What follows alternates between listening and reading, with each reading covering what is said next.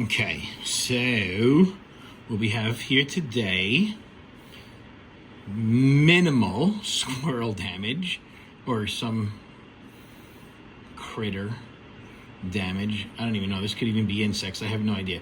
But this is for my outdoor brown turkey. And look how ripe. Very ripe, you see?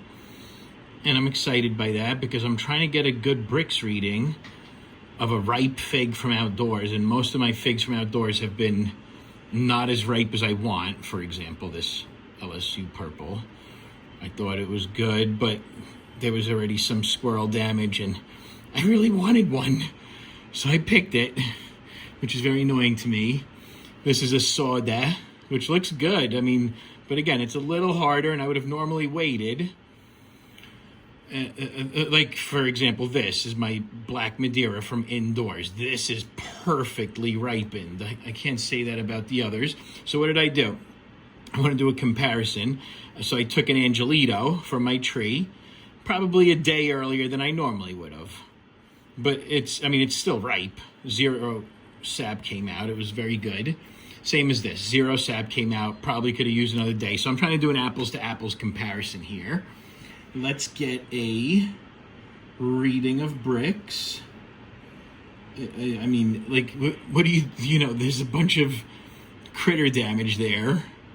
What do you do with it, right? You don't want to throw away the whole fig. I never do. I come in and I remove it. I remove the critter damage. Right? Which still stinks because I enjoy the skin, as does my family. We all enjoy the skin. And we're doing this thing now where, you know, the original honey figs that I got them for my kids because I thought that they would love the sugar intensity of the honey figs. And they do, don't get me wrong, just like I do. I love myself a good honey fig here and there now and then. But what's happening is, well, my wife and I definitely like the berry figs way more. Always have. No brainer, easy. But I enjoy a good honey fig every now and then, as does she. But my kids, who I thought were going to prefer the honey figs, are also asking me like, Dad, why would you buy that if you could buy figs like these? They love the berry figs as well. Let me try this real quick. All right, good. All right. It's a good fig to sample. Again, like I said, it could have used another day, but so could my Angelito that I picked just a little bit early for the sake of an apples to apples comparison over here as best as I can. All right, comparing my outdoor. Come on, 19? It's gotta be more than that. That is just wild. It's good, it's sweet. I know it. The lack of ripeness really impacts the brix levels. I think, you know, in order, I think it's sun first. So lack of sun would be the most impactful because without sun, you're not going to have any sweetness.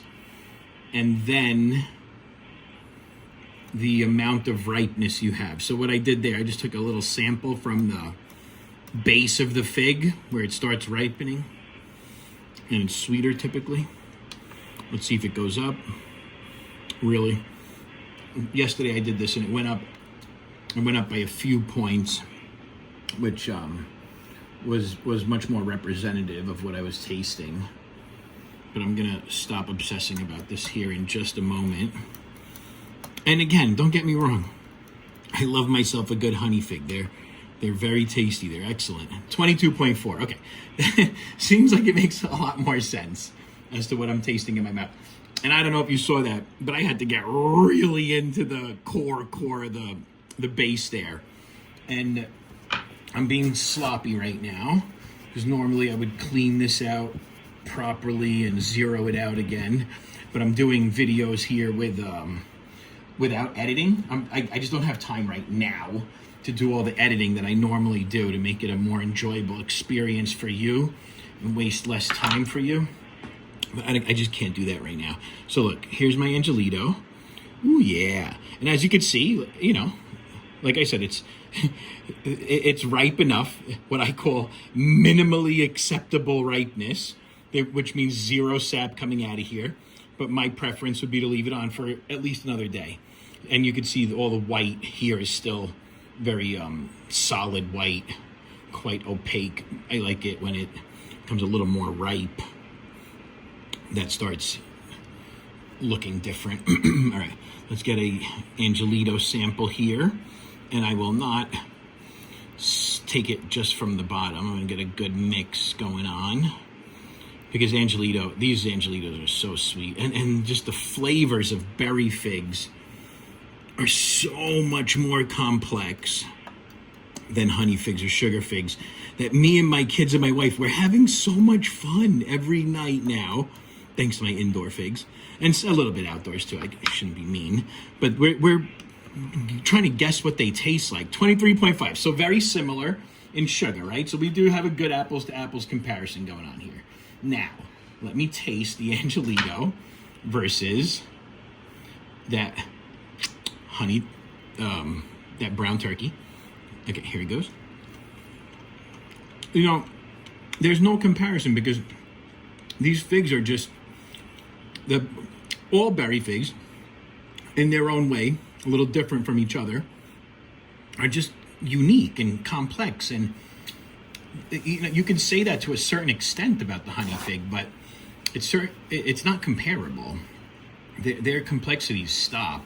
Whereas last night we're having fun going, one of these figs, I think it was the Tia Pena we were eating last night, really tasted so much like mango and guava. And every berry fig we had last night had some kind of flavor aspect to it like that. And we're sitting there beating it up and like, oh, this one's better than that one, and this is why. With the honey figs, you can't do that really, because they just taste like sugar and honey, and they're very yummy, and don't get me wrong, they're enjoyable, and I could eat a lot of them. But I take a berry fig any day over a honey fig. And then you have to get into which berry figs, right?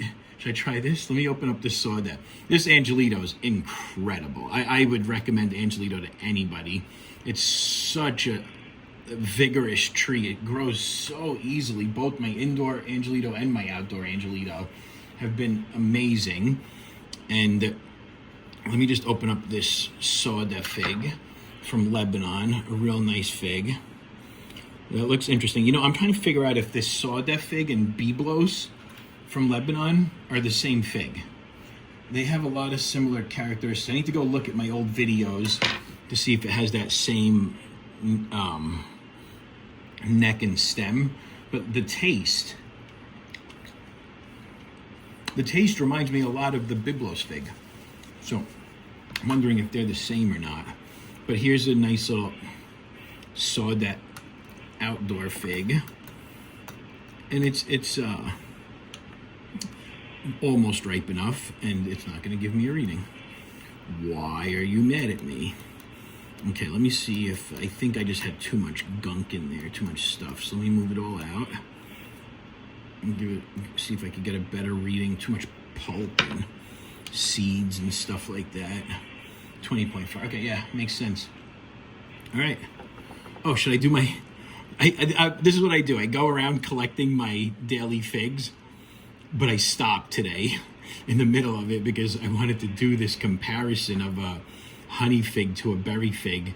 And I use the word comparison loosely because there is no comparison, at least not in my head. You can't compare the two. I mean, this is a berry fig family all day, especially now that we're getting to properly ripen all these incredible figs. Last night we had a very well ripened De La Senora Hivernenka, and it was just bananas. And it's such a young tree, so I can't trust the flavors yet, just like all my trees. Most of my trees are second year. Some of them, like this brown turkey, is 5 years, but this Black Madeira is 2 years, and it's continuing to get better and better. Oh my gosh, look at this thing. And we're tossed up right now as to our favorite. We have it Well, my kids have I-258 on the list, but I don't.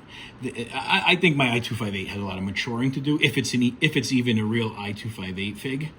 But we have it narrowed down to the Col de Dame Blanc and this Black Madeira.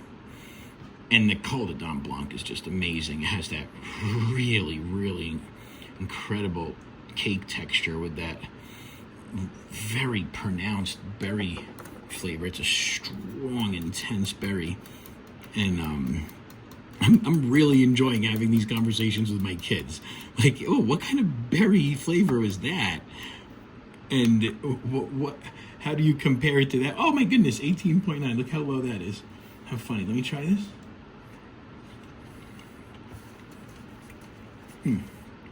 It is still it's still the best one out of all of them. It's so good. Black Madeira is such an incredible flavor. Look at how gorgeous this thing is. I mean, this is not, by far, not the best Black Madeira that I've had. It's probably a little bit